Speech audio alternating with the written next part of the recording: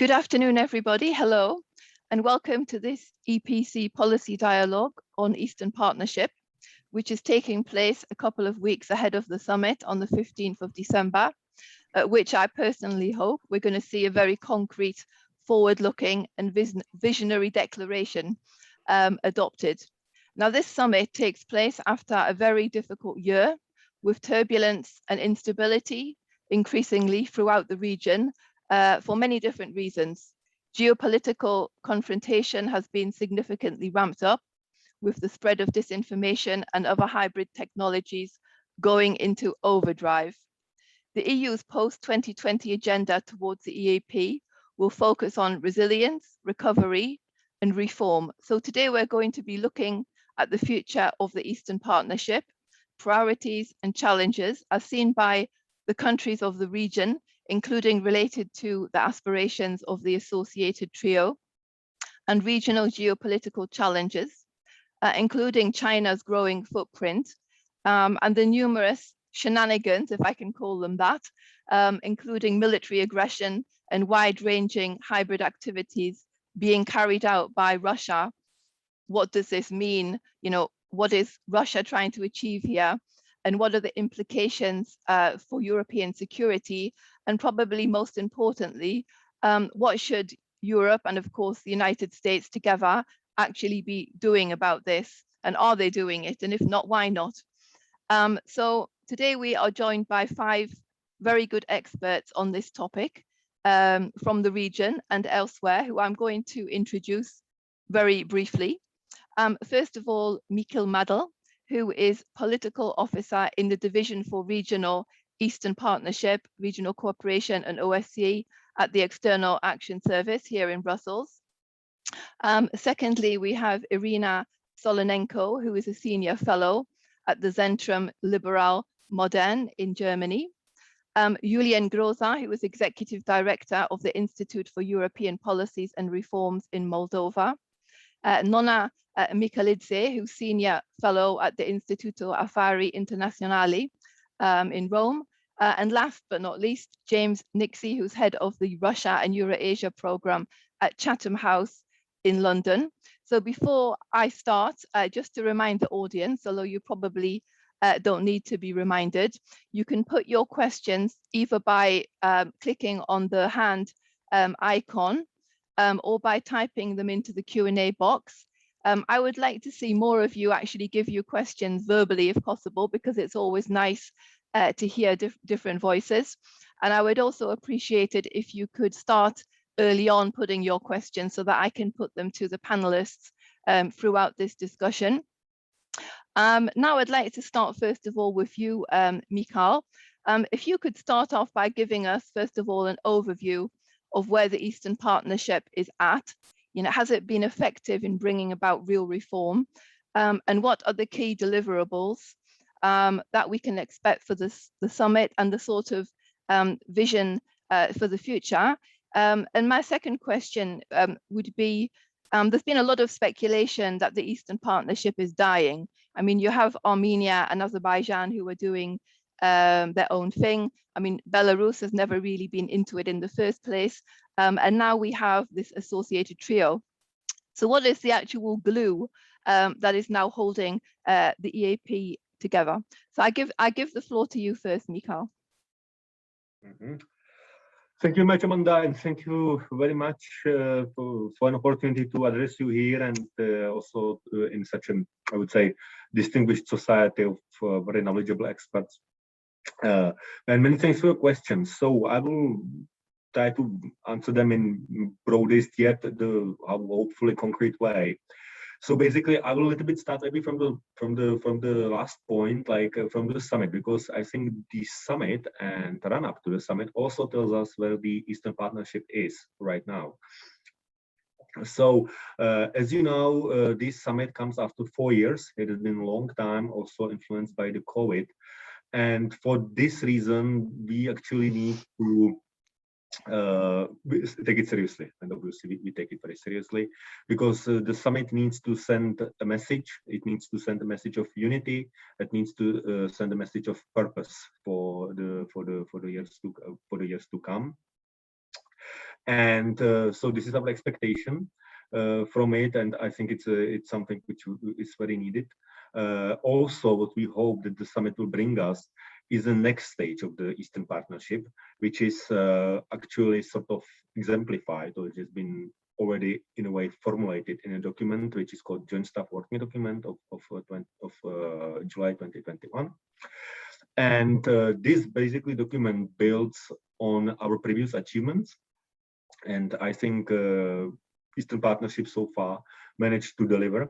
It managed to deliver on many fronts, and it managed to alter the reality of the region in, I think, a very positive way so far. And the Joint Staff Working Document wants to expand on this, and we will basically tailor our new agenda around so-called three R's, and these three R's are recovery, resilience, and reform. Because as you are all aware, the Eastern Partnership, as the rest of the world, has been stuck heavily by the current pandemics. So we hope that our new agenda, which will stand on two pillars, of one which we call governance pillar, and another one is an economic pillar. And we hope that our new agenda will help the region to recover, then become more resilient, and in the same time also reform, because only the successful reforms, in our view, and can bring successful societies and successful states. As I already mentioned, this agenda stands on two pillars. One is governance, which basically put emphasis on core values, which remain the heart of our partnership, like a good governance reform, rule of law, promotion of best practices in across the field of democratization, human rights, etc. And there is economic. In the economic pillar, we hope, there is an economic investment plan of 2.3 billion, which has a potential to leverage up to 17 billion euro of investments. So we hope that through combination of these measures, emphasis on governance and emphasis on economic development, we will significantly contribute to expansion of, say, of the economy and resilience of the region. And on this note, actually, we built on what we have achieved so far, and that's also where I think tells where the Eastern Partnership is so far, is that, as you know, since its onset 12 years ago, 3 countries has signed the deep association agreements and creating deep comprehensive trade areas. And from this, actually, we saw significant expansion of business. We saw, I would say, also more people-to-people contacts thanks to the visa-free regimes, which, for instance, in case of Georgia, allowed since it comes to force, to about 500,000 people to travel to the EU, and there are many figures and stats which basically underline this point. EU is now the one of the major trading partners for the region, and also this overall there has been 75% expansion of the trade with whole region, not just the CFTA countries. So I think that the Eastern Partnership has delivered this, altered the reality, has altered it for, I hope, positive so far. And as I mentioned already in the beginning, we hope that this summit will endorse our new agenda, and we will build on this further. Well, your second question, is the Eastern Partnership dying? And so I a little bit touched upon this when I was answering your first question. But honestly speaking, I don't believe it's dying. It's still there. We have to also keep in mind that Eastern Partnership is there because our partners are still there. So, and we want to cooperate with them as much as we can. But obviously, there have been a lot of challenges in the region. We are aware of the many elements you mentioned: power competition, complicated internal developments, and also, as you also hinted, there have been sort of divergent views on our partnership with the associated countries, Moldova, Georgia, and Ukraine, moving forward, or wanting more from our cooperation. In this part, I want to stress that we want our partnership to remain inclusive, and this means that we are still open to deepening of the cooperation with all our partners who wish to do so. It's up to every country to choose these levels of ambition, but we are always ready to cooperate, and we are always maintaining that more cooperation with the EU will bring more benefits. And I believe that this arrangement, this formula, will keep an Eastern Partnership going, an Eastern Partnership together for years to come, because this formula, this arrangement will not go anywhere. We are still there. We are aware of the fact that the partnership is that the partners are still there. They have their needs and they want to cooperate in one way or another with the EU. Obviously, you touched upon the question of Belarus. I can say that the Belarus authorities will not be invited for the summit so far.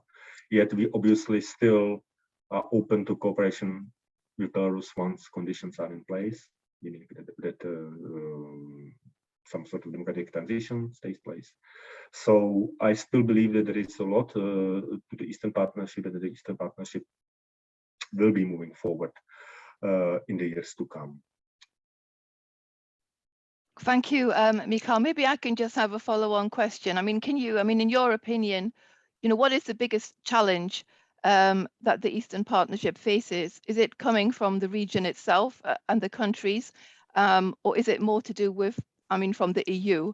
Is there a common vision from the side of the EU over, a long-term strategic vision for the future of Eastern Partnership? There's already some, if I can put it this way, unhappiness from some countries that there's no concrete vision for those countries that want to have deeper relations with the EU, i.e. eventually becoming members. What do you see as the biggest challenge, and does the EU actually have the tools or the vision to deal with this? Well, honestly speaking, it's difficult to say what is the biggest challenge in this context. And as I mentioned, the challenges come from both outside the region and inside the region. And I think that obviously they are interwoven in many aspects, and deterioration in the external security situation obviously has a negative effect on the pace of internal reforms. We see this clearly, but honestly, it's also the other way around.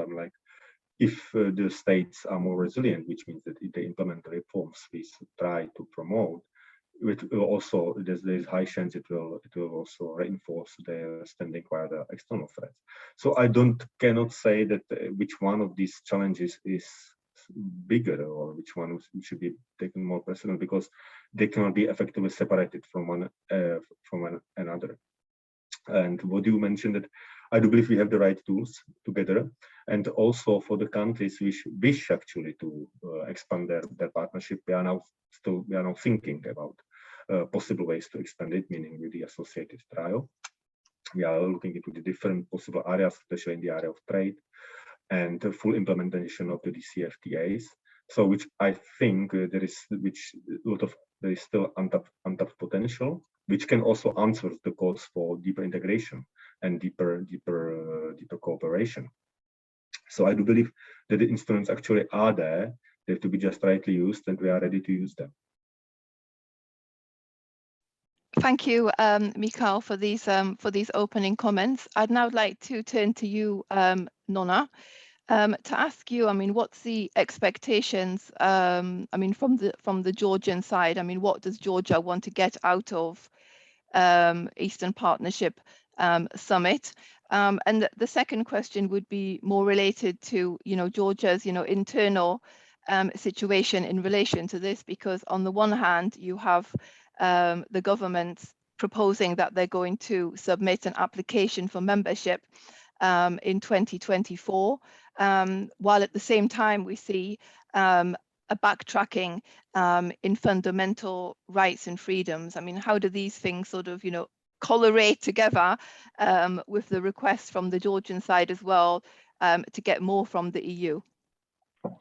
Thank you, Amanda. Good afternoon. Thank you for inviting me. I will pick up your last question and connect it to your previous question to the previous speaker. So what is the biggest challenge of the Eastern Partnership program. And I would say, at least with the example of Georgia, that the biggest challenge to the Eastern Partnership is the backsliding of democracy in the region and in Georgia. I will not speak about Ukraine and Moldova, but on the example of Georgia, you know, the EU aims to develop its relations with Georgia through democracy promotion and assistance to the state building process, with a broad aim to sign association agreements and deepen comprehensive free trade agreements, and to achieve visa-free travel for the citizens of Georgia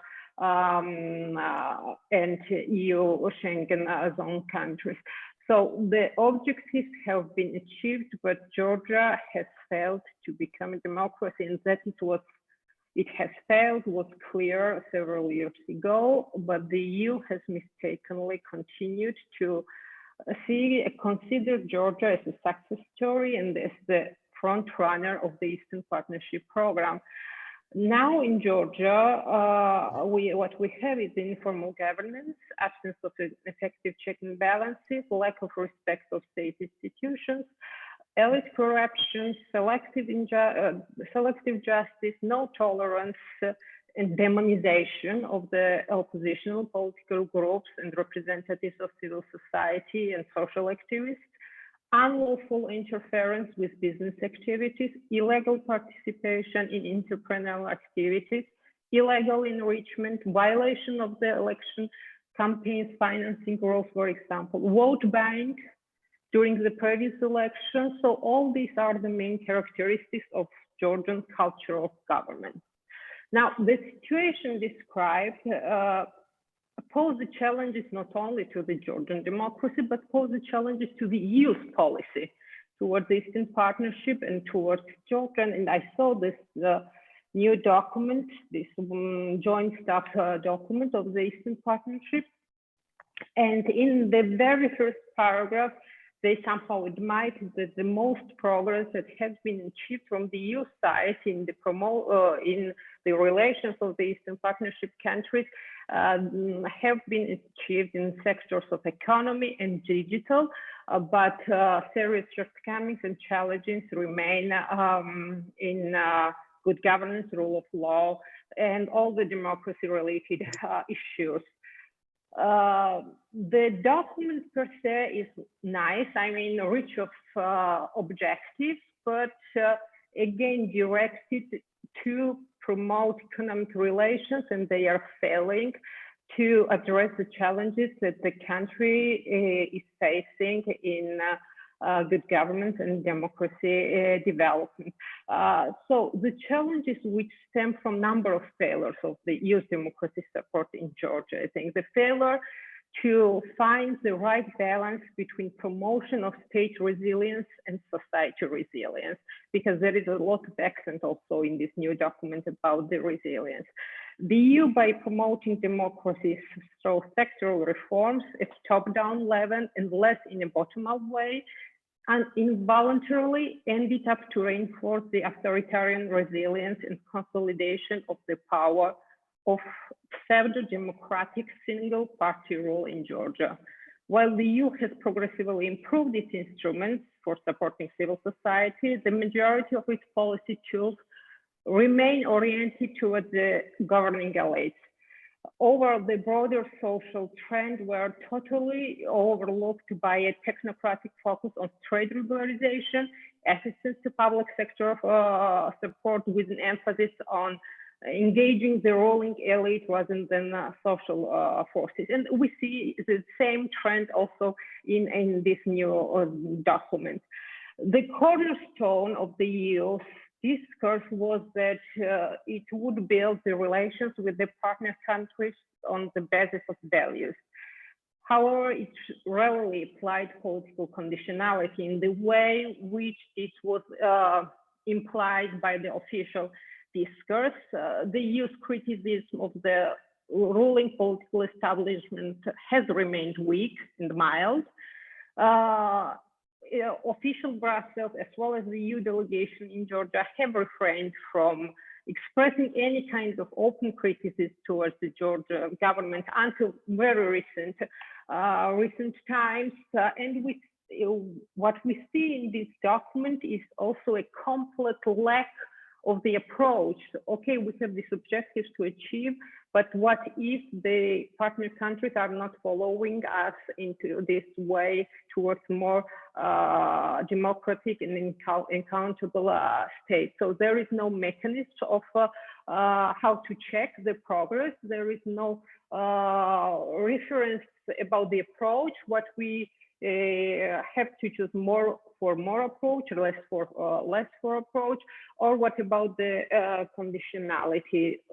Just remember that a month or 2 months ago, Georgian government refused to receive second tranche of youth assistance because it failed to implement reforms in the justice sector.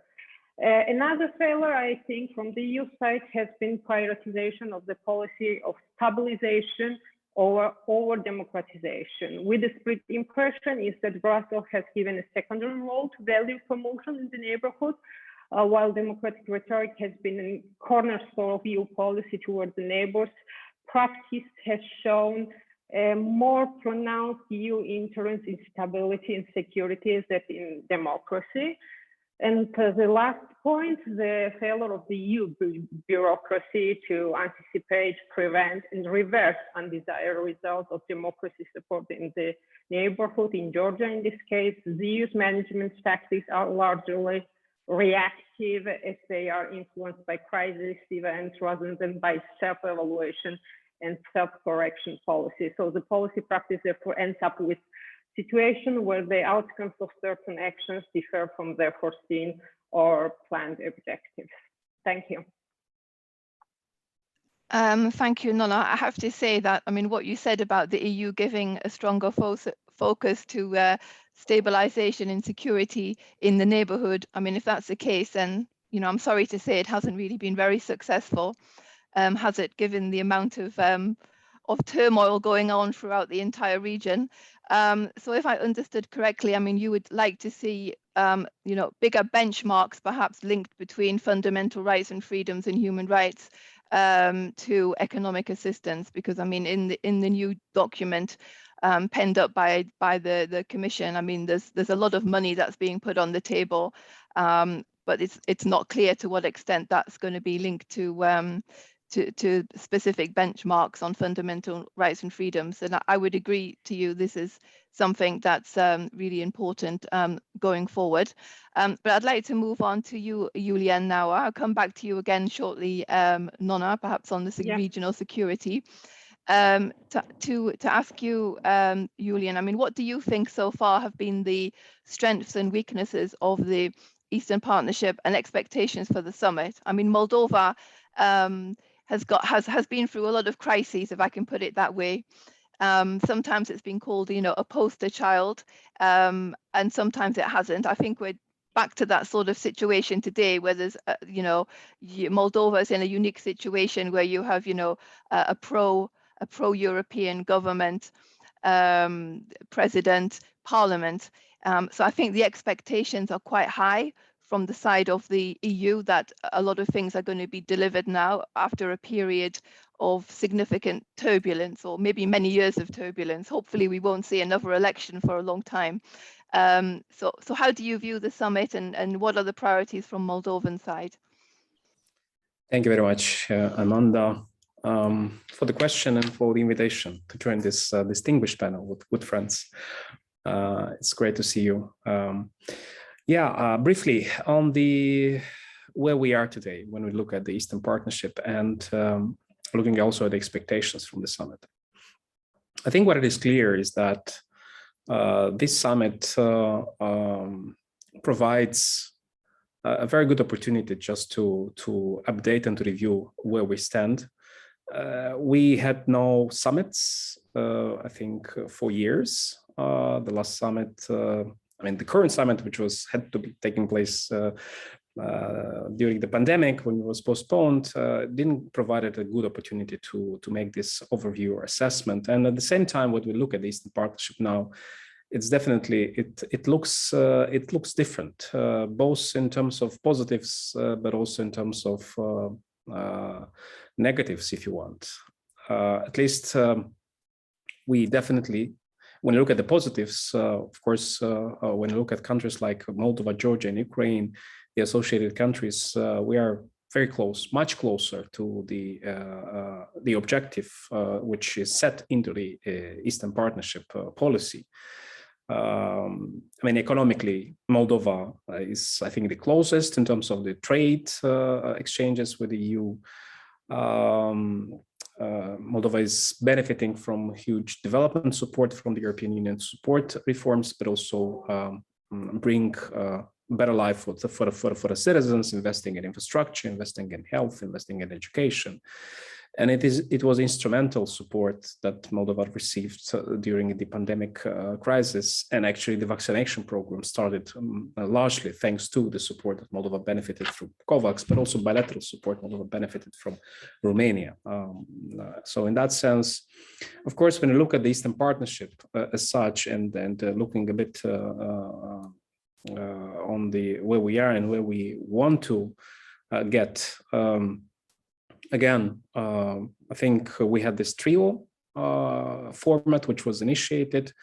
I think it's just, we are really at the beginning of shaping the way how we will operate within this and with this format. Because looking at the experiences of Western Balkans, Visegrad countries, Baltic states, then we know very well that the regional or deepening integration was very much helping the European integration processes of these countries. So yes, we have the trio associated countries. We want an enhanced and more ambitious policy objectives in terms of our aspirations from the European Union. We want also more focus on this format in the various dialogues and processes with the European Union. But of course, at the same time, we should dedicate more time when looking at us, how we can work better together here regionally between Georgia, Moldova, and Ukraine. So to see what lessons we can learn from the Balkans, Baltics, and Visegrad countries when shaping this kind of regional formats to help the integration processes with the European Union. So I think that is, something which should be on the top of the heads of our policymakers in the region here after the summit. Because when you look at the summit, of course, we also understand when looking at, again, I'm not willing to say the negatives, but the reality, what we have is that indeed, when looking at the all 6 countries, we definitely have various degrees of relationship with the European Union. We will not have Belarus at the summit if to compare with the last one. We still have post-conflict or somewhere still in a conflictual situation when looking at Armenia and Azerbaijan after the Karabakh war. Yeah, I mean, and we are the trio who want to be singled out from this format, but at the same time being inclusive in that sense. So the good news of the summit is that when you look at the deliverables, when you look at the content of the priorities addressed to the budgeting for the next 5 years, then we could be really encouraged by this in terms that we have this investment, regional investment and recovery plans of 2.3 billion euros, helping to implement concrete flagship projects, helping, infrastructure projects, connectivity projects, reform, very concrete things, I think, which is important. And again, when looking at us at the trio, the associated countries, we are in a better position, of course, to look into the opportunities that we can explore from the association agreements with the European Union, for the DCFTA, and try to see how we can, and I'd like to repeat here, how we can better implement the Eastern Partnership policies and principles and the spirit when we look at us. Because there is a plenty of room of cooperation among our countries when you look at the economy, trade, when you look at connectivity, when you look at energy, when you look at climate, when you look at security at the same time. So there are many things which we can do together, and together with the European Union, try to advance even more and get ready for the moment when we can really talk about seriously with the European Union about accession. But of course, one of the key challenges which will stay for the future, and we know that democratic reforms and the state of rule of law, it's difficult to have kind of irreversibility there. So it's very important that the attention from the European Union, the attention within the countries at the level of policymakers, but more important from the civil society at the same time, would be really to look into ensuring that the reform processes, and looking at the justice, looking at the rule of law in general, and looking at democratic institutions is maintained and preserved, and accountability is ensured to make sure that there is no backsliding, because we have seen, again, you mentioned the success stories we had previously with all countries. When looking at Moldova now, I would say that we are a bit of kind of an island of hope in the sea of the regional and the global developments. We're looking at the democratic development. So, in that sense, I think Moldova, when going to the summit, of course, the approach is very much pragmatic, but at the same time ambitious.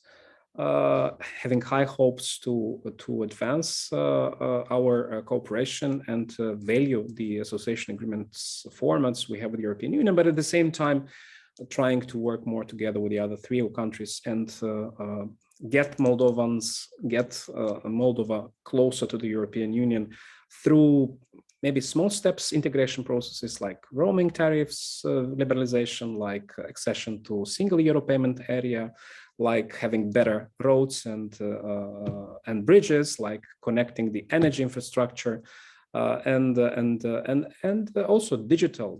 Digital is very much also part of the priorities in all these countries, and this is really on the top of the EU policy in this region, and there is also an opportunity what we can do together. Thank you very much, Iulian. I'll come back to you again in the next round on a couple of issues, including this the associated trio. But I would like to move on to Iryna now to get her take on the forthcoming summit and the future of Eastern Partnership. I mean, do you agree with Iulian about small steps towards further integration into different areas? Or do you have another sort of vision of how the future steps with the EU should be taken? I mean, arguably Ukraine, sorry to say this with the other countries sitting here, but I mean, Ukraine is seen, I would say, as the most important country in the Eastern Partnership region for different reasons. So I give the floor to you. Thank you very much, Amanda. Thank you very much for having invited, and thank you to fellow speakers. Yes, actually, I agree with Iulian, and I would add, actually, if we look back at what has been successful, a successful initiative, it was a visa liberalization action plan. So there was a clear incentive, and there was a very clear list with benchmarks of reforms which have to be completed to meet this objective. I would say the EU might think of a package of such roadmaps. And the first thing is to come up with integration incentives, which would be attractive for these countries. I'm speaking mostly of the associated trio, because this is, of course, these are the most advanced countries. There are different expert deliberations on what could be these incentives, like participation in different institutional formats, more economic integration.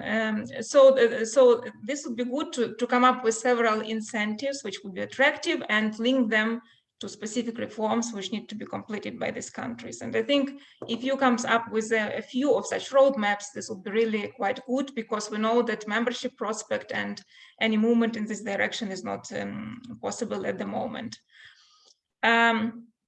But I would like to say, when we talk about Eastern Partnership, I think we have to distinguish really kind of different levels. On the one hand, we see that the countries, and here again I speak mostly of the three associated countries, they have a big quest for security. They are both, the three of them are affected by Russian aggression, by Russian warfare activities, hybrid warfare activities. They have a quest for new incentives, and I address this issue now, and all of them suffer from deficiency in reforms. So Moldova is now a success story, but how long it might last, we don't know. So we have seen a lot of ups and downs in all three countries. And this inability to kind of produce some sustainable reforms, most importantly in their area of judiciary, fighting corruption, accountable governance. In Ukraine, a big issue, a good anti-monopoly policy, so authorities, which anti-monopoly commission, which would really be independent. This is lacking, yeah. So these are the quests these countries have, and the EU is not really able to satisfy them, yeah. So the EU is not a security provider. Although I want to mention that the coalition agreement, which was signed and presented in Germany recently by the new reformed government, suggests strengthening EU's common security policy, and strengthening the position of the High Representative to make it a fully fledged foreign minister of the EU, and also to introduce qualified majority voting for security issues. Yeah, which is, so I was very pleased to see this, and if the EU will move in this direction, this will be very positive. So on the one hand, so we have this kind of quests of these countries, and the EU is not able to satisfy them, let's put it this way. And on the other hand, of course, what Eastern Partnership is about now is about presenting some success stories for the people, so kind of being close to ordinary people. And of course, this is a very important initiative. If I read these 10 targets, which are to be achieved by 2025, support of small and medium enterprises, mobility for students, civil society actors, more efficient energy efficient households, and so on, roads. These are all very important initiatives. No need to deny this. But as I said, there are these quests for security, quests for some incentives, integration incentives, and the need to sustain reforms in a real way, in a sustainable way, to promote reforms in a sustainable way. These needs are not really satisfied by the policies of the European Union. And we can discuss what can be changed. I agree, small steps. Yes, as I said, my idea would be this kind of roadmaps, and there is expertise out there to come up with such roadmaps where specific incentives could be given and linked to specific reforms to be done. Yes, and to add on associated trio, I agree with Iulian. I think the experience of Visegrad countries and of the Baltic states in the 90s, because if we go back, this regional cooperation was inspired very much by the idea of joining the EU, and these countries felt they have this in common. They need to exchange experience, best practices, and support each other in this way towards EU. I think what TRIO is about is exactly about this, and it's worth being supported. It shouldn't contradict the Eastern Partnership as such. I don't see a contradiction at all. It's just a complementary format which allows these countries to implement association agreements, which are very demanding, by the way, and very asymmetrical in terms of what EU offers as incentives, and the number and the domestic and the homework these countries have to fulfill, the amount of acquis. So this format really needs support, and I think EU is on the way to recognizing this.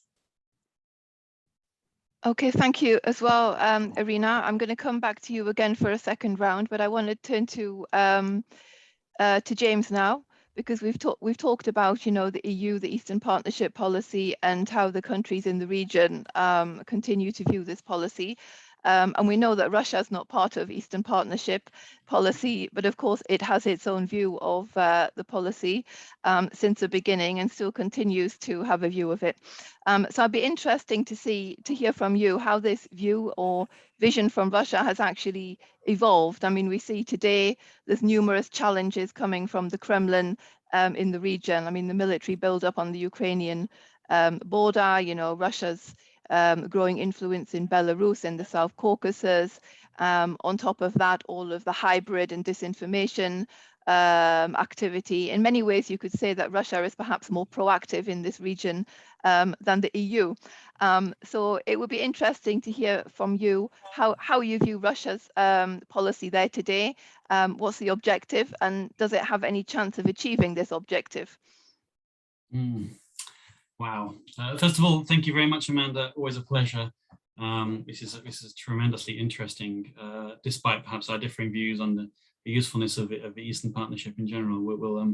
Maybe we'll get back to that. But you know, when you in your introduction, Amanda, you reminded me that, of course, yes, of course, Russia isn't an Eastern Partnership, and that's, you know, sort of laughable in many ways. But of course, it was invited to join the Eastern Partnership at its very outset, and it refused. I'd kind of forgotten that until you just sort of mentioned it there. But yeah, so far, of course, it seems to have been a slight one of those discussions where there's this massive elephant in the room.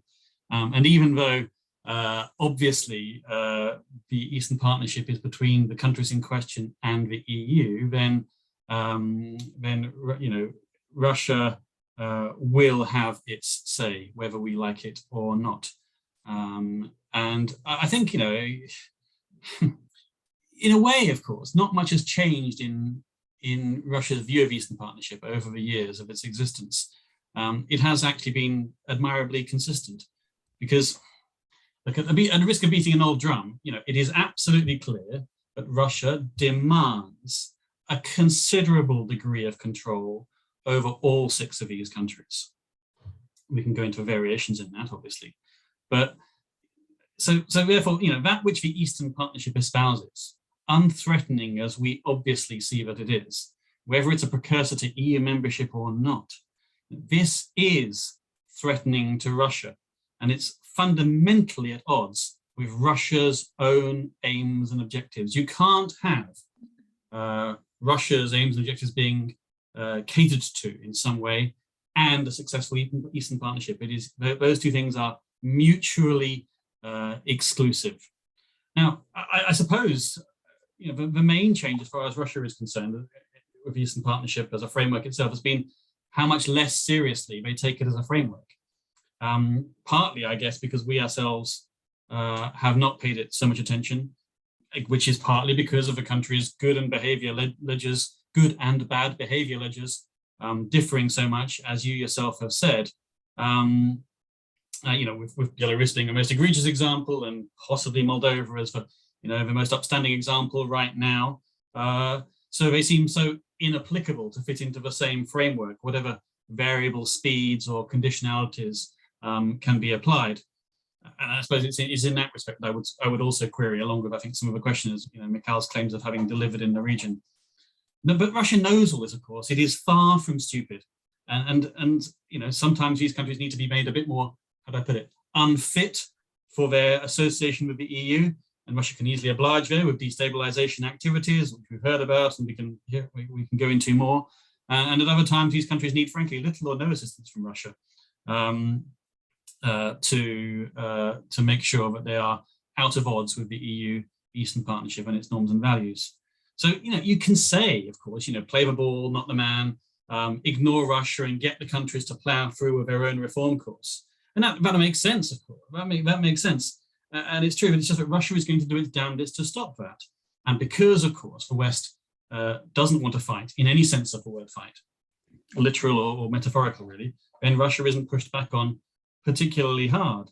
So the numerous challenges that you mentioned at the end of your question, Amanda, are honestly, they dwarf that which the Eastern Partnership is capable of, because Russia, like, I mean, if it can if it can sort of interfere in elections in Madagascar, my God, it can do an awful lot in Georgia, Ukraine and Moldova, because those countries are so much more important to it. And everywhere's important, and Russia can and Russia does have its tentacles in an awful lot of places. And it's the commonly said, it's a sort of common truism, but that Ukraine is more important to Russia than it is to the West. And I think you sort of slightly referred to that as well, and that may well be true. But the fact we don't give that,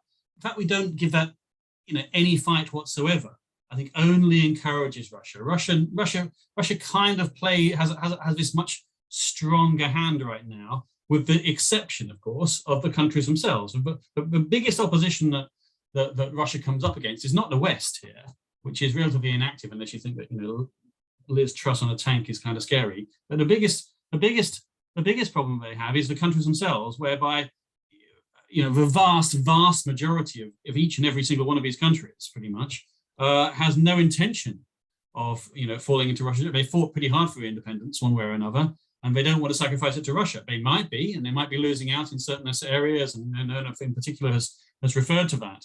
But the reality is that these countries are slipping out of Russia's grasp, and Russia does its damnedest, and it can deploy all sorts of aggressive and coercive and heathly, cunning tools to bring them back in, but it's never really going to work. You can't totally push against the tide. Now, the Eastern Partnership is an attempt to push against that tide. It's a pretty weak attempt, and because of the countries, as I say, variable speeds, then that makes it all the less effective. But we must, I think, to have bringing it back to the summit, then to have a summit, whereby to not talk about Russia, at the summit, we sort of like Hamlet without the prince. It's not to say that Russia should be up front and personal. It's just to ignore it and the way in which it's going to react to any successes the Eastern Partnership should bring. And by the way, I think it should bring successes. I'm not saying it should be disbanded. I think it should be reinforced. I just don't think it's given enough force. But to ignore it strikes me as being sort of deliberately blindfolding ourselves to the reality, unfortunately. It gives me no pleasure to say that.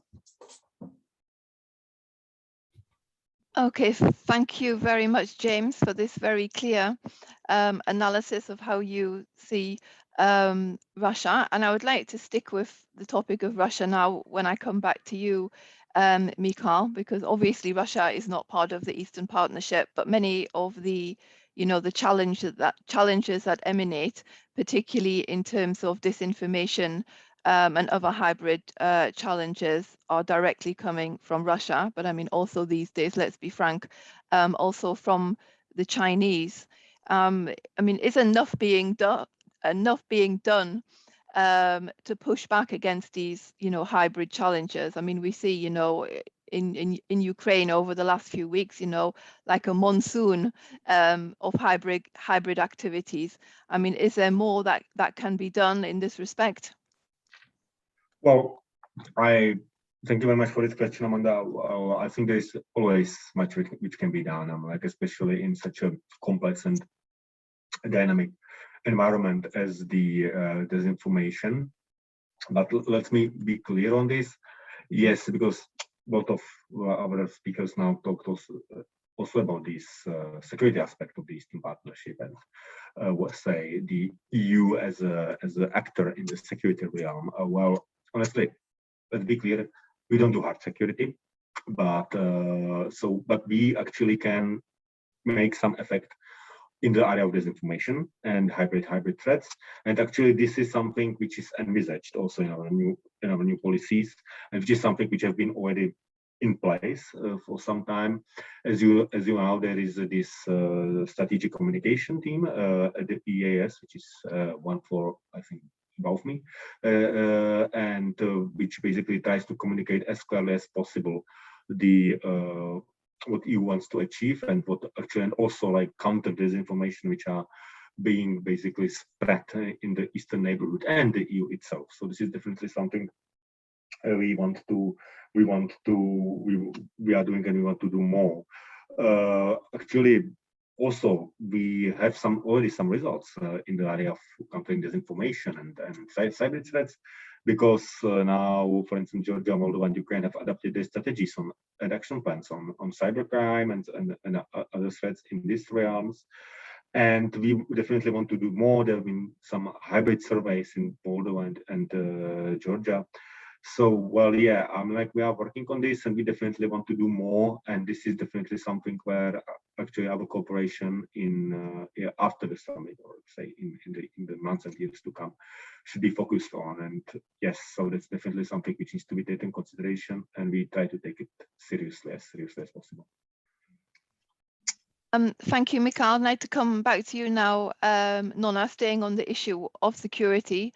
Since the second Nagorno-Karabakh war, I mean, there's been a significant geopolitical shift in the South Caucasus, and it seems to me that the EU has been sort of, well, sideline might be too strong a word, but I mean the role of other actors. I mean, of course, we talk about Russia, but it's also the position now of Turkey in the South Caucasus, which has been significantly increased. I mean, how important is it from your perspective that the EU now, doubles down on its engagement in the South Caucasus?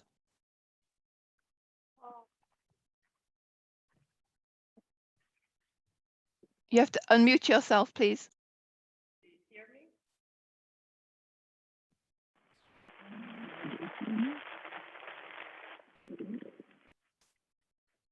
No.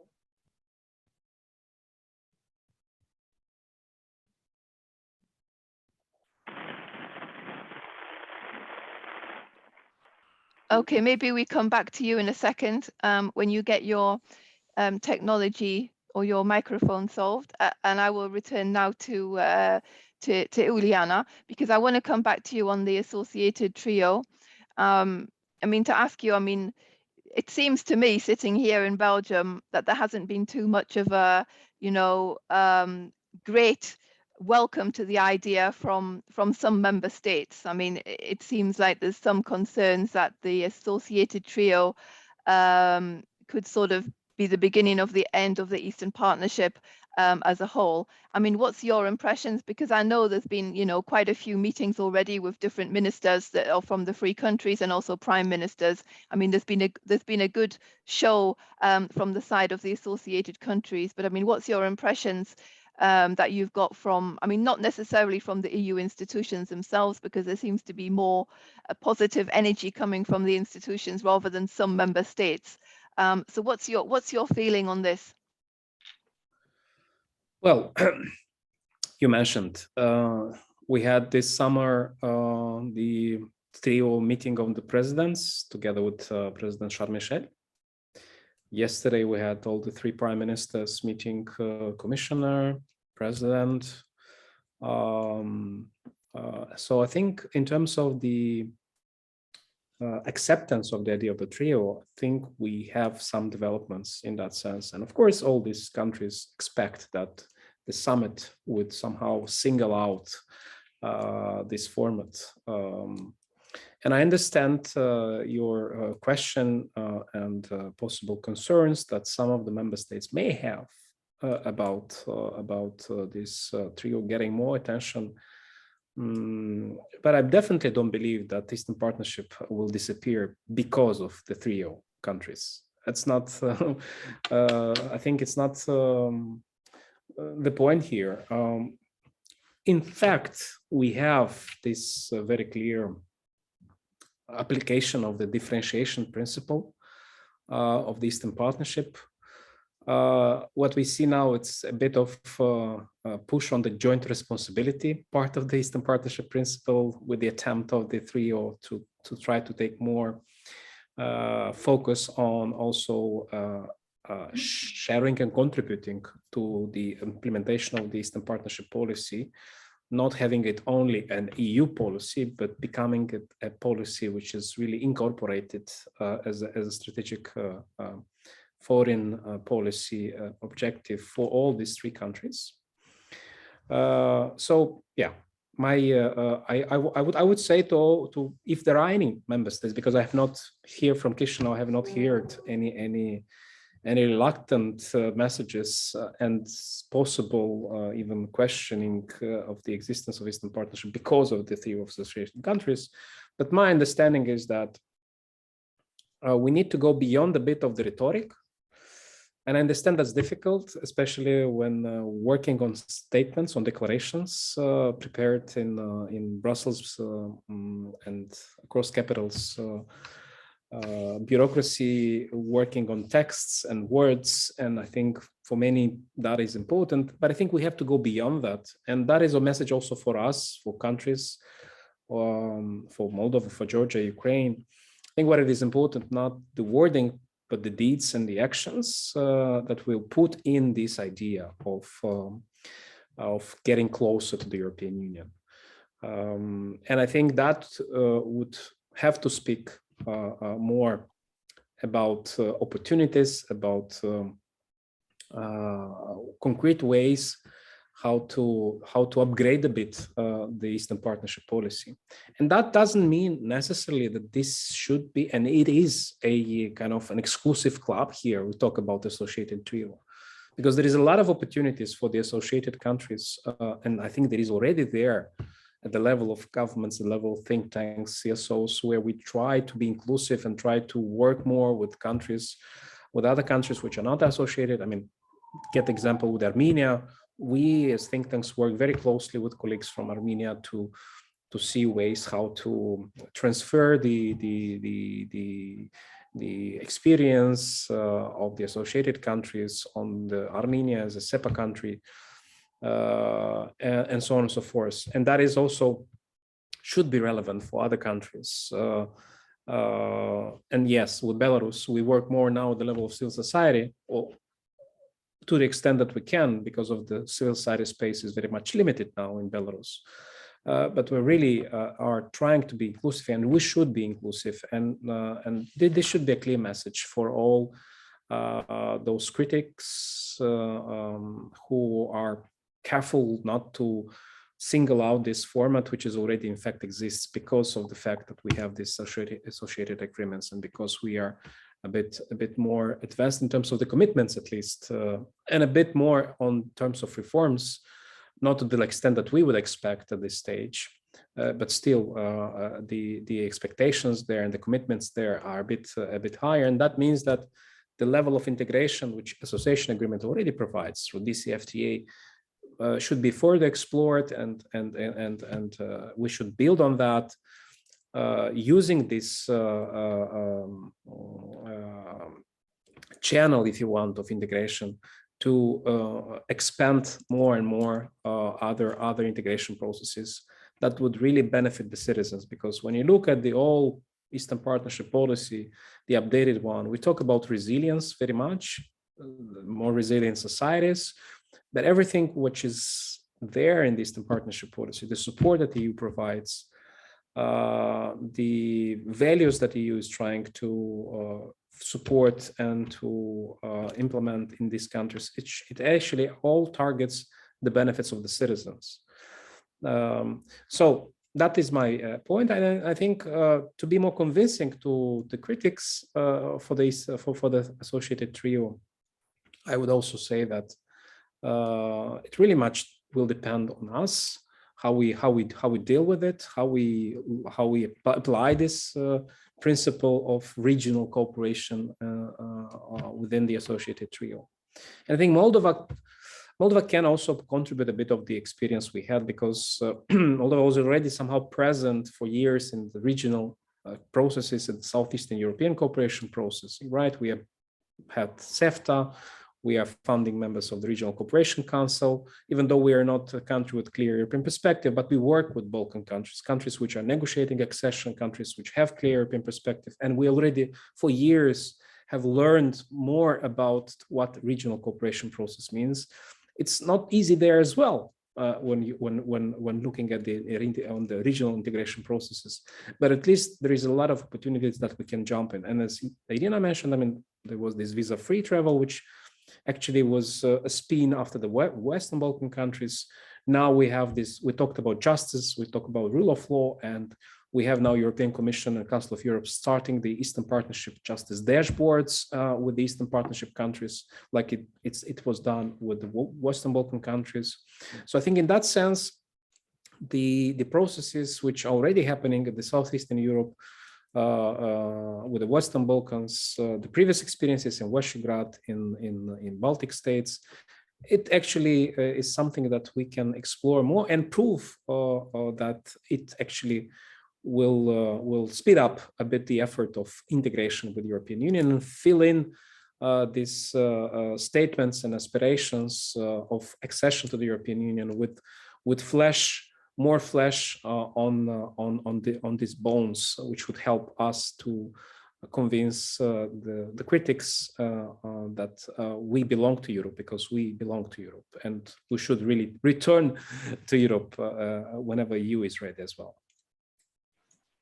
Thank you, Iulian. I want to come back to you now, Nona, if you have is your sound working properly? Again, is it working or not? No. Okay, you can't hear me. Okay, then I'm going to come back to you, Iryna, because I want to follow on a bit to this issue of the associated trio, because personally, you know, I support this initiative. I think it's a good idea. But at the same time, I mean, I guess, you know, for it to have the most impact, all of the countries, you know, need to be, I would say, at the same sort of level in their, you know, let's say, if I can put it this way, internal developments in terms of democratization, fight against corruption, fundamental rights and freedoms. But I mean, at the moment, we can see that Georgia has gone off in a different direction.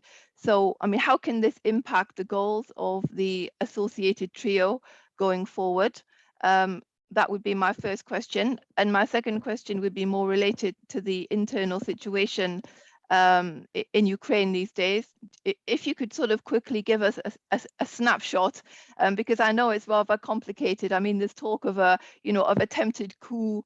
There's talk of backtracking on anti-corruption measures and whatnot. So if you could sort of give us a bit of a picture of what's going on in Ukraine in these days, that this would be quite useful. Thank you, Amanda. Regarding associated trio, so if you look at the association agreement, it's mostly about economic integration. It's about implementing the acquis communautaire, which is about common market, and it's not so much about democracy. So I think at this level, independently from what is happening in terms of governance, democracy in all these countries, there could be quite a good functional integration, cooperation. So it's just a matter of political will. If the authorities appoint certain divisions in some ministries which are responsible for this, and there's some cooperation, some regular meetings, exchange of information is established, it can be very helpful. So basically, the cards are very much also in the hands of the three countries to come up with some functional cooperation among themselves, and also to propose something what the EU should be doing and should give. When it comes to democracy, governance, basically the association agreements and have been criticized for this, that they because the EU doesn't have a democracy acquis, right? So the EU has been criticized for being weak in terms of promoting democracy, and the discussions go on. In Ukraine, there is a good example. The G7 ambassadors group has developed a very good action plan to promote rule of law, and it has very clear benchmarks. And they're also very vocal when some law is passed which is not really in line with democracy, with democratic ideas. Or so they're very vocal on different developments which are happening in Ukraine, and the EU might adopt this kind of approach as well for all three countries. But I think when it comes to cooperation among these countries in this domain, I don't think there's much which can be done, because indeed it's very political. It depends on the current situation in each country, and as we have seen, it really changes very quickly. It hasn't been stable in any of the countries. But at the level of civil society, there could be there is a strong cooperation, but it could be perhaps strengthened, because these actors are reform-minded actors, and they push for reforms. Maybe business, sort of business dimension here. So small and medium enterprises, they might be interested. They are interested actually in more competition, more open rules of the game. So they might also be kind of become actors who push for reforms also in this democratic area, if you put it this way, yeah, access to public resources, equal access, if we can put it this way. When it comes to developments in Ukraine, indeed, Amanda, as you mentioned, it's not very positive at the moment. Basically, the President Zelensky created a system of governance where the presidential administration decides everything. Yeah, so the parliament doesn't matter anymore. His majority in the parliament just does what is decided or votes what is decided. What is decided is the presidential administration. The government also is totally controlled by the presidential administration. And the recent press conference Zelensky gave just again showed a very incompetence. And misunderstanding of what governance is about, neglectance of institutions, of the importance of institutions.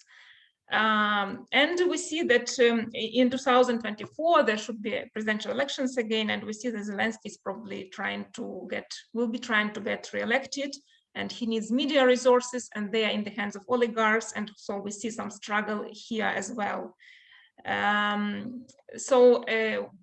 When it comes to and judiciary in Ukraine is corrupt, is very difficult to reform the judiciary. There are initiatives but it's really very difficult. So there is a big need to purge the judiciary. But the bodies which governing bodies of judiciary, which are responsible for selecting, dismissing judges, and so on, they are themselves very corrupt. So this is a problem. The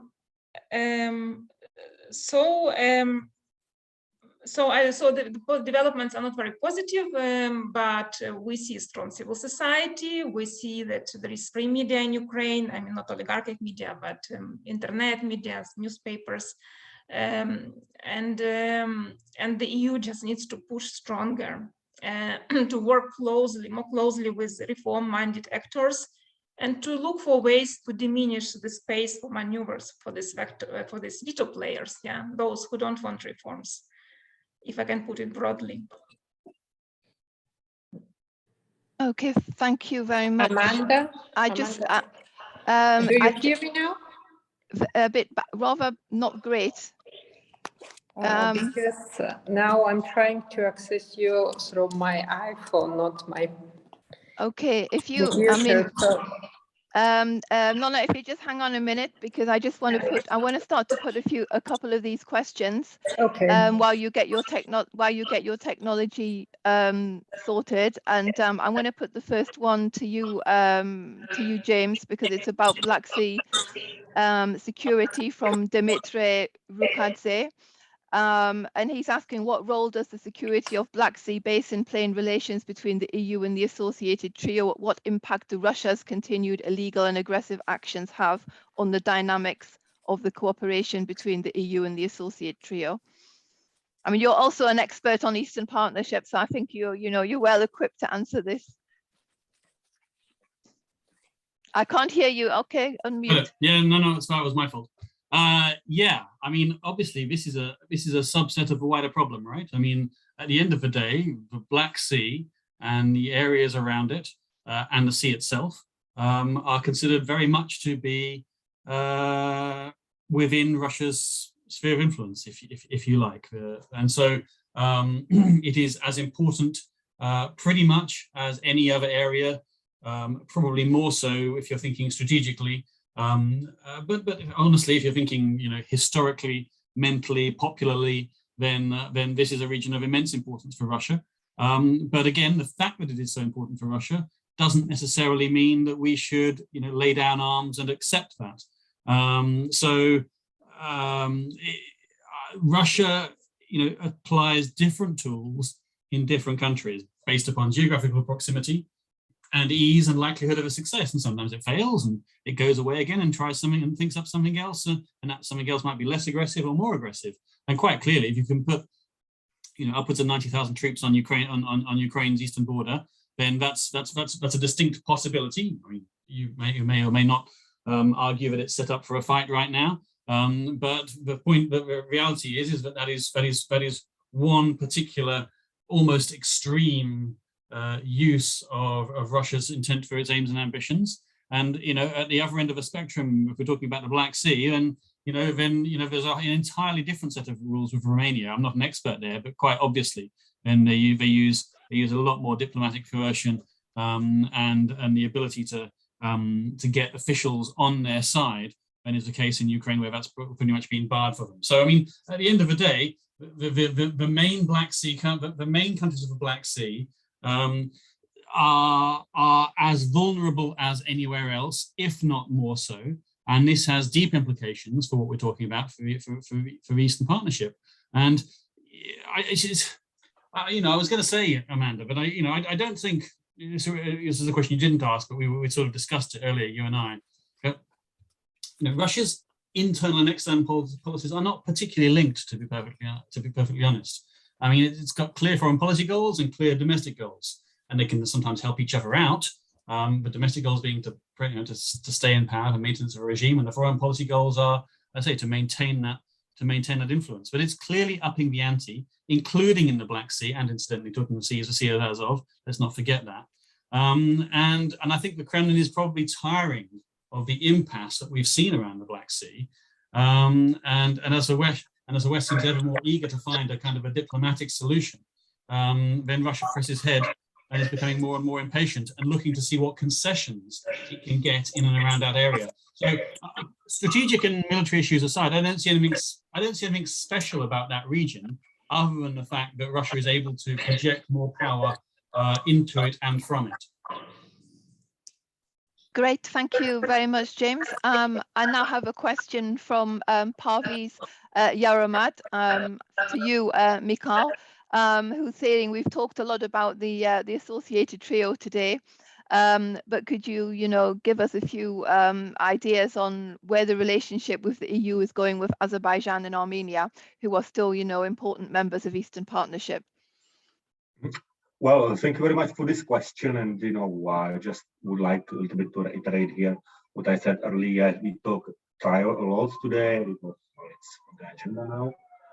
But obviously, as I mentioned beforehand, and I just want to stress this point out, Eastern Partnership is there, and it has 6 members, okay? 6 member countries, 6 partner countries, pardon me. And obviously, Armenia and Azerbaijan are still very important partners to us. As you may be aware, there have been some negotiations between the EU and Azerbaijan in the area of trade, which has been ongoing. Some obviously agreements, quite important ones, have been signed also with the Armenia.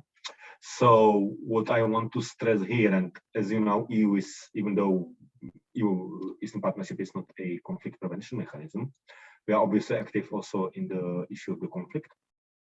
And basically, we know that Armenia and Azerbaijan are still there, and we are keen to expand our cooperation. And also it ties down to my previous point that we want to keep our partnership inclusive, and any active cooperation, any initiative for further cooperation, we always welcomed us and met and appropriately met and responded to. So this is where I think it stands, and for many reasons, Armenia and Azerbaijan are and will stay important partners to us. And yeah, so this is my answer. And if then I would just, but I will leave it up to you, Amanda. I would like just to maybe react, because there were so many provoking ideas from other speakers which touched up on the EU policies. I would like to elaborate in a couple of points as well, but when you give me No, you can go ahead. It's fine. You can, yeah. Okay, thank you. So apart from this, because there have been some different points risen, and for instance, on Georgia, and also Ukraine and the EU democratization promotion, and that we should not possibly just have it only government to government, and so actually it's also one of the points we want to stress, and it's actually part of the reason why I'm here, that for us actually Eastern Partnership is a broad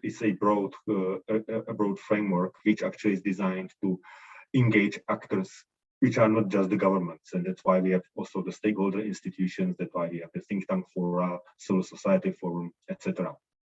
And for instance, when it comes to the promotion of media, the support to the media, it's one of the areas that we are very active. As I mentioned, for instance, our Stratcom team is cooperating closely in the area of countering disinformation in local media and is supporting them actively. And we are doing work to bring journalists here or make up competence there.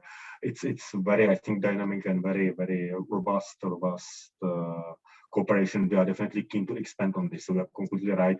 It should not be just government to government policy, and it's not. And we are trying to obviously to be more active also on this part. And with regards to, say, internal developments in Georgia, I just wanted to remark that the EU has tried to mediate and has offered a way forward, which, as you know, these are these April agreements, which unfortunately have been now not completely followed. We call it the European way out of the issue. It has been a rather complex document with some steps to be taken.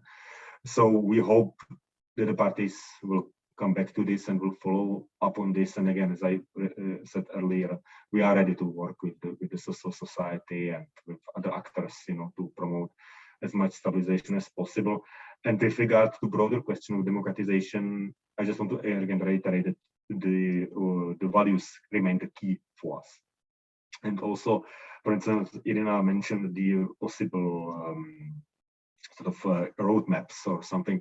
Well, it's always difficult to come up with new ideas or with new concrete proposals, but I think that it has been communicated quite clearly or many for that for us, there is the formula more for more, less for less. It's always more you engage in reforms, more you engage in the values which are important for us, meaning good governance, democratization, rule of law, human rights. Then you can expect more also the economic assistance and more of the technical assistance. And this has been interconnected. It has been here so far, and it will be here always. So these were just the points I wanted to stress, because as I understood, these are important also for our speakers and from the perspective of our partner countries. Thank you. No, thank you, Michal, for coming back on those points. Much appreciated.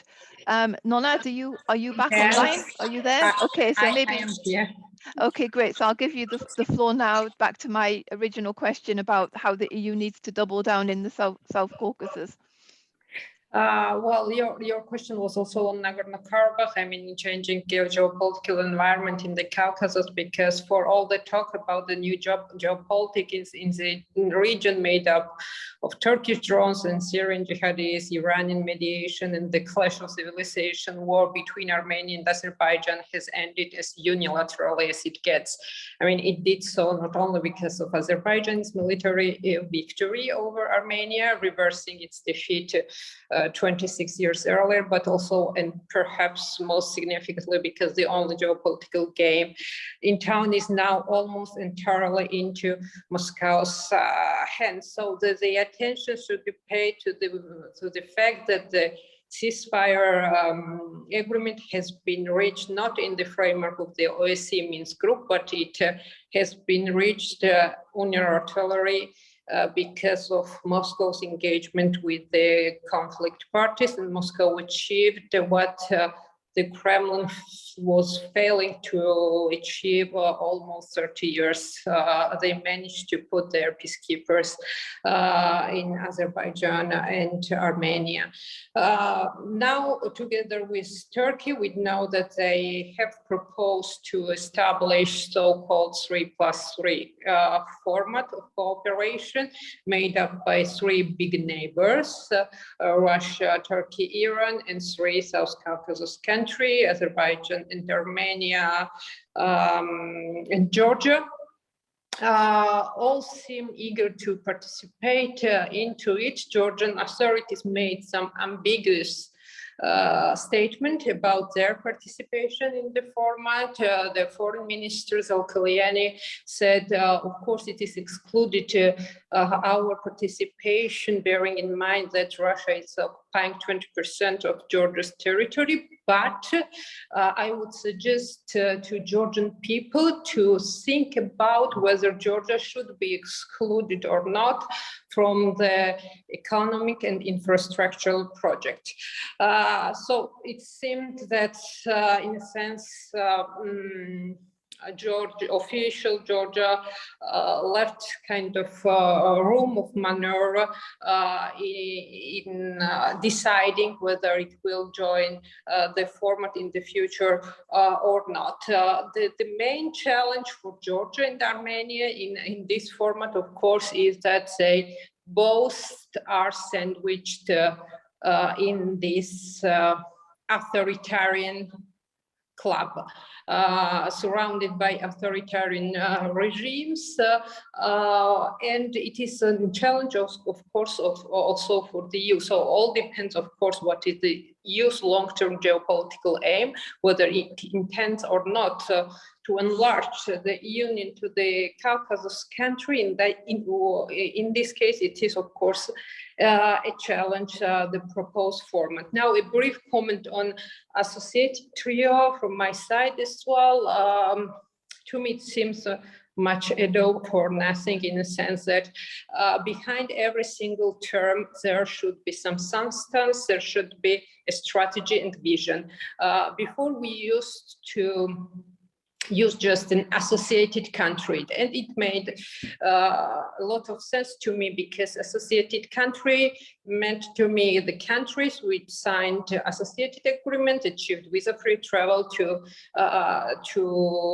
the EU Schengen zone countries. Now, for me, associated trio and what is behind of this term is only kind of a statement made by 3 foreign ministers expressing their willingness to integrate which is other, to kind of put forward a joint efforts in order to advance the integration with the European Union. But then in the reality, what we see is less coordination on number of issues. Just for an example, there are 100,000 Russian troops at the Ukrainian border, and the Georgian state did not even issue a supporting statement to Ukraine. Thank you. Thank you, Nona. And that's a very important point, your last one, I have to say. I'm going to come back to Iryna for a moment, not to talk about Russia, but to talk about China, because we have a question here about Chinese influence in the region. You know, we've seen there was a lot of, you know, stuff in the media over the last few months about how much money apparently, you know, President Zelensky was planning to get for the Chinese, and how we shouldn't get it because it was bad, and pressure from, you know, Washington to prevent him, and also I think other countries in the region as well. So maybe you can sort of clear up the picture in terms of, you know, has anything been agreed between, first of all, Ukraine and China? And in your opinion, I mean, how dangerous is it for the region to get too close to the Chinese?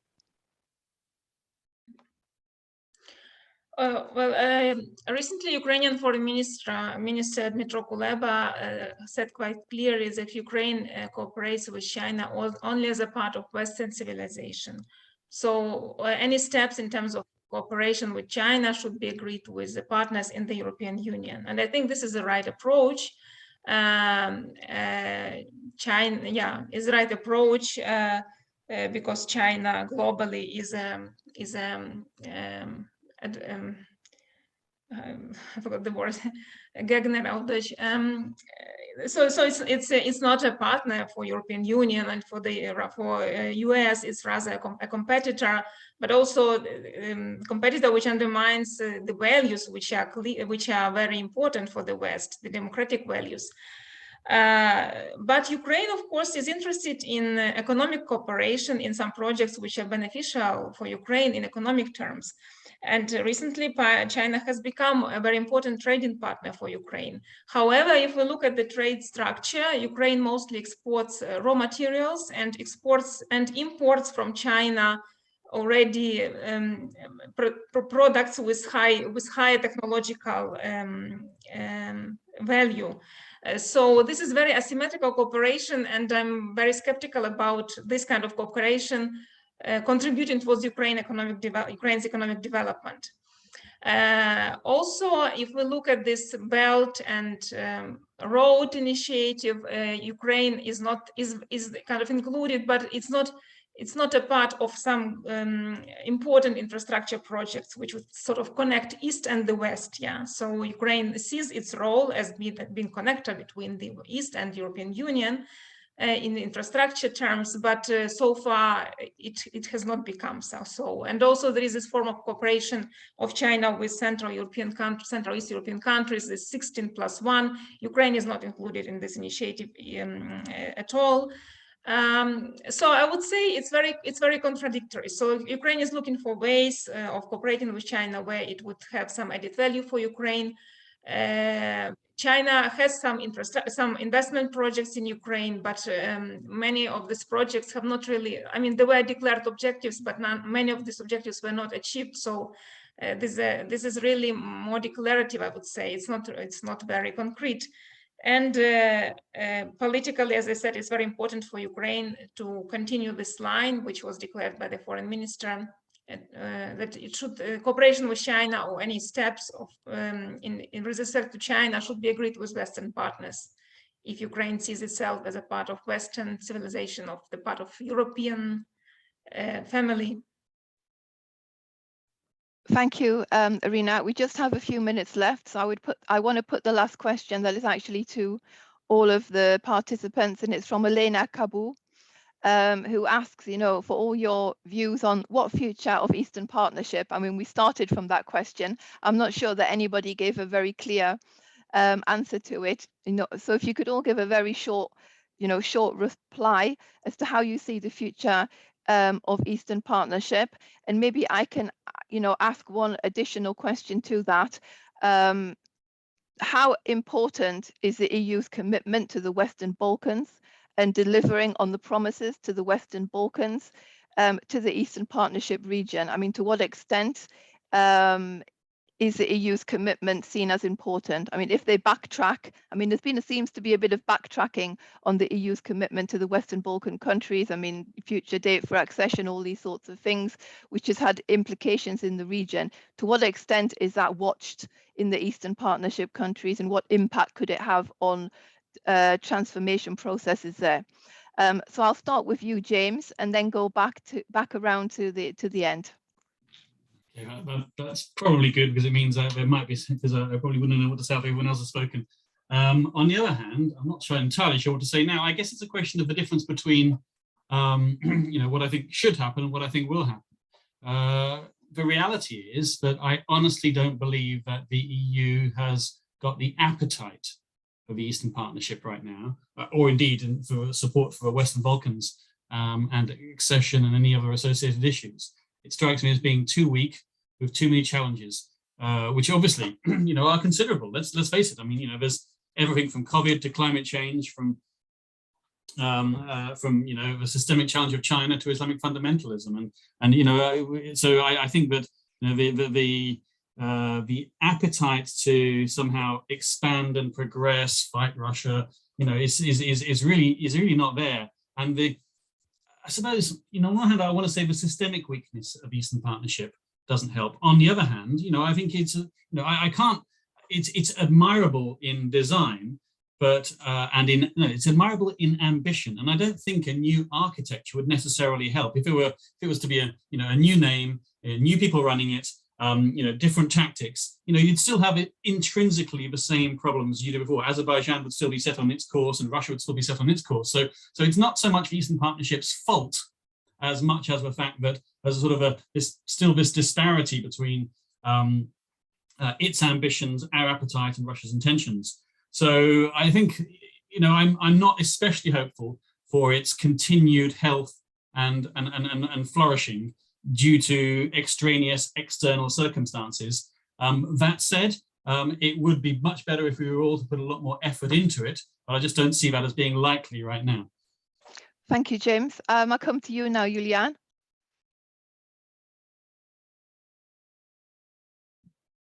I think the answer, at least for the next 5 years, is clear. What is the future of Eastern Partnership? Quite ambitious in terms of construction work, projects, connectivity, and so on and so forth, and increased budget support for the projects and implementation. So in the next 5 years, it's clear.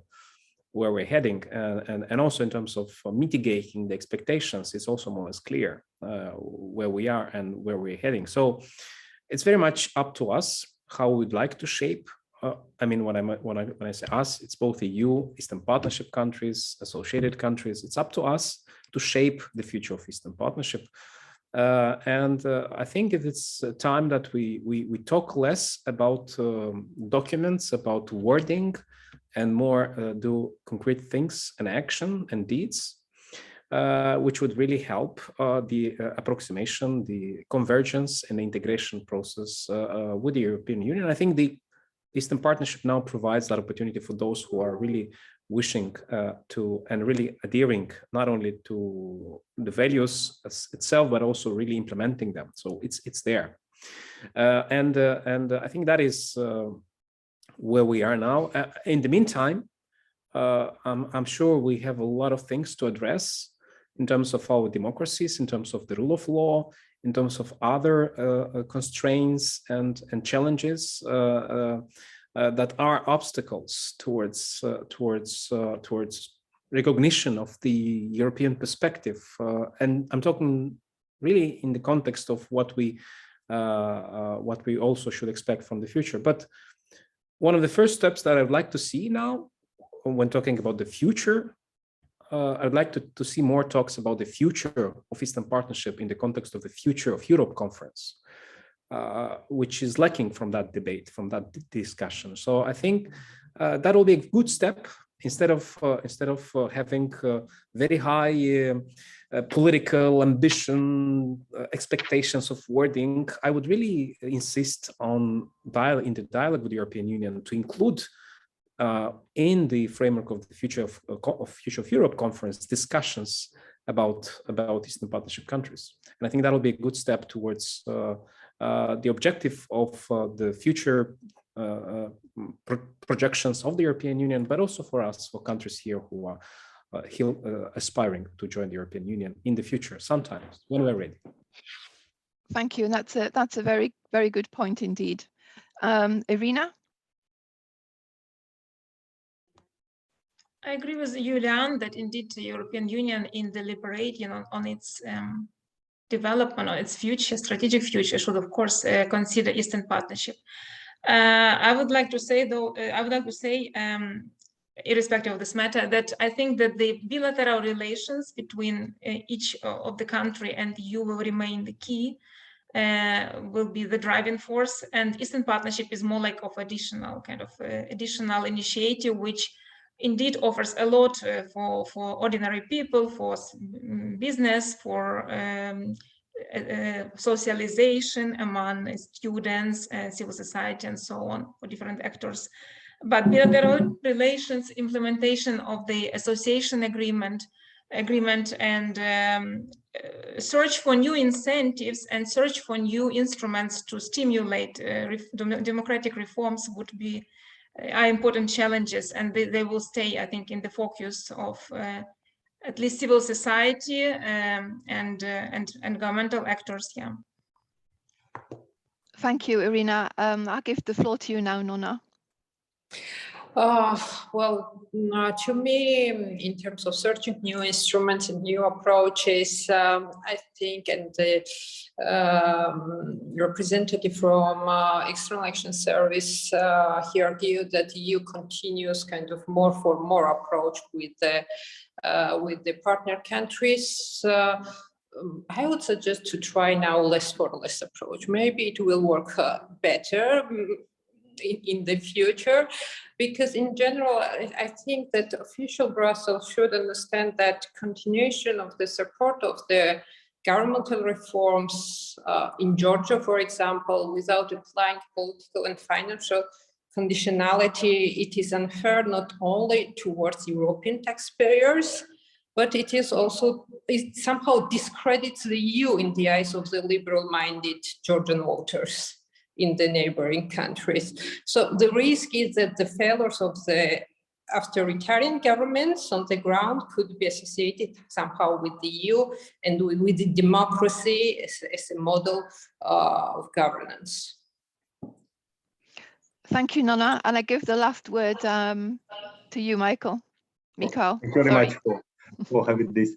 Well, I think, and just also to Nona's point, yes, our format is always more for more. If you engage more, it's more cooperation, and less means less cooperation.